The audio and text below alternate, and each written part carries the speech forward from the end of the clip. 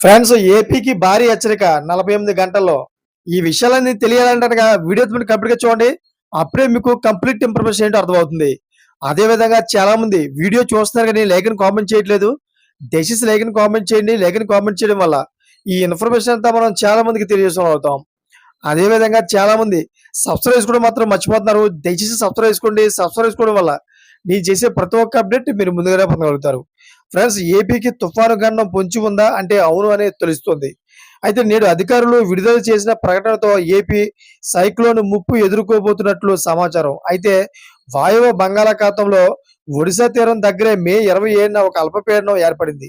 ఈ అల్పపీడనం ఉత్తర దిశగా కదులుతూ రాబోయే 48 గంటల్లో అంటే మే 29 నాటికి తీవ్రమైన అల్పపీడనంగా బలపడే అవకాశం ఉందని భారత వాతావరణ శాఖ తెలిపింది. అయితే ఈ ప్రభావంతో ఆంధ్రప్రదేశ్, ఒడిశా, తెలంగాణ, ఛత్తీస్‌గఢ్, మధ్యప్రదేశ్‌లలో భారీ వర్షాలు కురిసే అవకాశం ఉంది.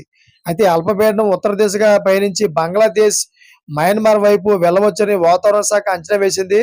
ఈ కారణంగా ఏపీలో 3 రోజుల పాటు మోస్తరు నుంచి భారీ వర్షాలు, కొన్ని చోట్ల పిడుగులతో కూడిన వర్షాలు పడవచ్చని అధికారులు హెచ్చరించారు.